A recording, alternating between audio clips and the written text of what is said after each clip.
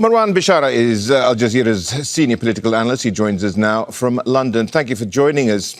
Marwan, with the captives' families protesting and Lapid's comments today, is the Netanyahu government even listening, or are they just set on moving forward relentlessly?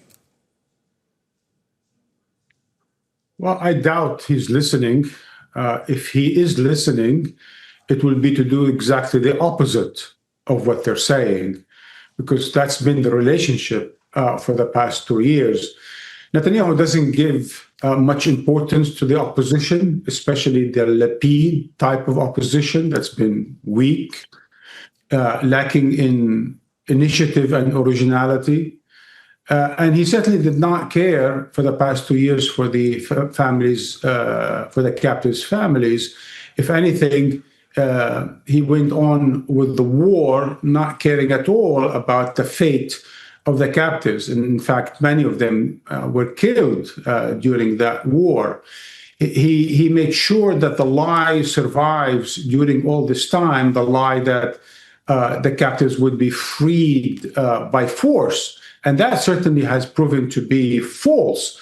But that certainly did not stop him from going, as you would say, forward. But forward to where exactly? It seems to me more like going backward at this point in time to reoccupying, meaning deploying soldiers, potentially resettling Gaza, which would be utterly foolish against everything that the Israeli generals would recommend. But for the time being, he wants to stabilize the situation, because short of ethnically cleansing Gaza, reoccupying the entire strip again sounds a bit suicidal. Well, we know it's a right-wing coalition. There are 5 parties involved, and therefore, to maintain perhaps some unity within these disparate groups, which are, of course, on the right, is it all political here, really, to continue this war? Or is there a plan, or is there a darker plan afoot? You know, since I would say October, end of October 23, it was all political.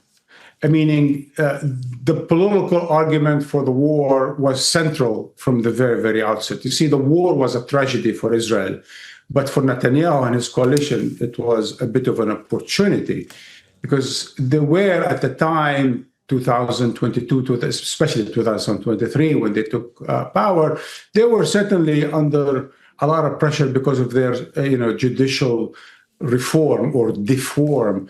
Netanyahu, of course, as we all know, is under indictment for a number, 3 at least, major corruption charges. So the war became an opportunity, becoming a war leader, a war hero of some sort, certainly an escape for him, a deflection from all the political issues, problems that he had within the country. And maintaining the coalition has been his priority throughout. It wasn't American pressure, European pressure, Arab pressure, street pressure, none of that. His main concern was maintaining his coalition, and he rejected the safety net proposed by the opposition throughout the war. And this coalition it's not pressuring him. He's leading it.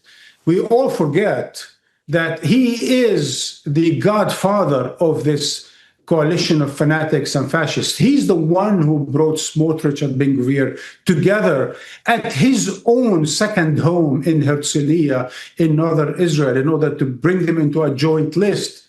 So he is the godfather of this Israeli fascist government, and he is sure to continue to nurture it, especially at the expense of the Palestinians, making sure that war will continue to feed into the coalition as much as the coalition will continue to expand the war. Marwan, essentially on Tuesday, Donald Trump basically said it was up to Israel. Now, is this greenlighting Netanyahu and whatever he wants to do here in this war? You know, I don't want to sound cynical or sarcastic about the American policy at this point in time, but I would say the following.